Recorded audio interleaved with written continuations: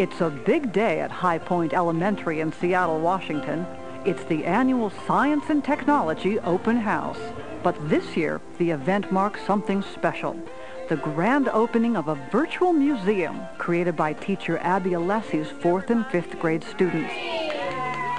Assuming roles such as curator, exhibit designer, public relations officer. Her students put together exhibits covering a variety of Washington state topics, including history makers, geography, the environment, and the economy. Everybody is a computer! Computer! There's good reason to showcase and celebrate their work with schoolmates, family, and friends today. After all, their virtual museum is the culmination of a year-long, standards-based, technology-rich unit created by their teacher. A unit that started with careful planning. Abby wanted to focus on history and language arts, but looked at how she could integrate as many of the core curriculum subjects as possible, challenging her students in a variety of ways to develop higher-level thinking skills, problem-solving skills, and communication skills. She wanted the unit to be meaningful to her students, having them create museum exhibits incorporating places, people, and things from the world around them would give their work relevance. She also knew by giving her students an opportunity to use the tools that were being used in the world outside the classroom, it would engage their learning. Using a curriculum map, Abby laid out all the subjects she would be teaching for the year, along with the requisite standards that needed to be met. This mapping helped her pace the museum unit within the context of everything else she needed to address during the year, ensuring no overlap. It also helped her to use her time more efficiently. Some of the big topics that you can choose from are, you can decide... Using a PowerPoint presentation at the beginning of the year, she laid out the unit for her students, explaining what they would be doing and what she expected from them. Her presentation also served to model the kind of performance she expected her students to deliver with their own multimedia presentations at the end of the year. Of what we want our final project to look like.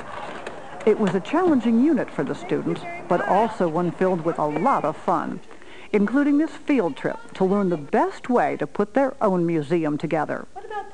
The staff at Seattle's Museum of History and Industry gave students a behind-the-scenes look. Everything learned here would be put to use back in the classroom, so it's no wonder good listening and accurate note-taking ruled the day.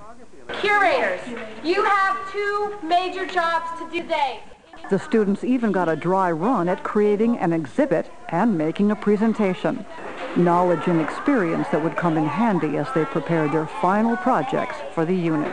Mostly my job is to make the exhibit more interesting. Making a community connection, getting students to understand their personal link to the world around them was important for Abby in setting up the unit. This visit helped them grasp how a museum reflects the ideas and the values of its community.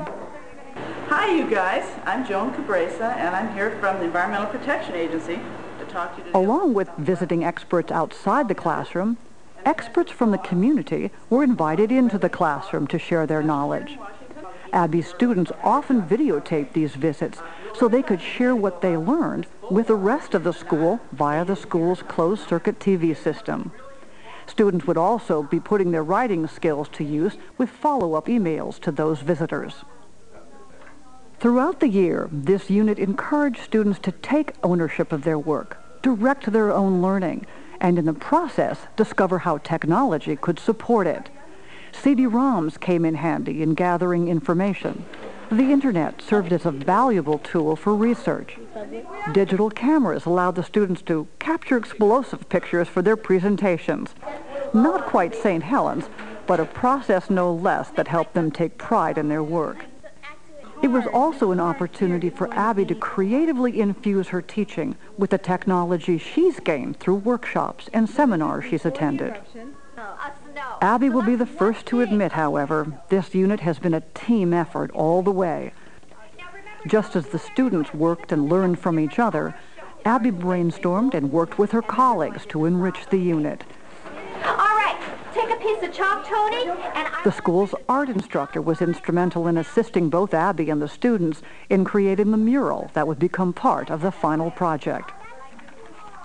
Throughout the museum unit, careful attention was paid toward assessment. Abby created rubrics tailored to the unit. She also had her students doing self-assessment, making entries in a journal as they advanced through the unit.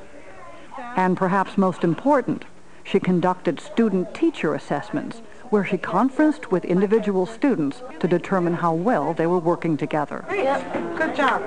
And speaking of assessment, what do fellow students and community members think of this virtual museum?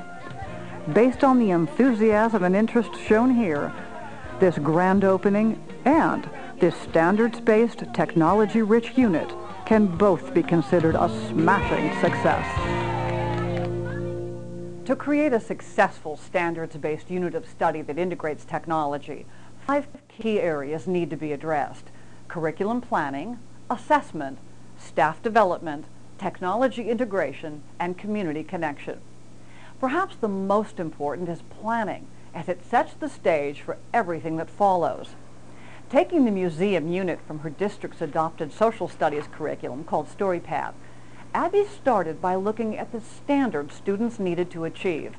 Because she wanted to include other parts of the curriculum, like writing, communication, and fine arts, she looked at the benchmarks for those subjects as well.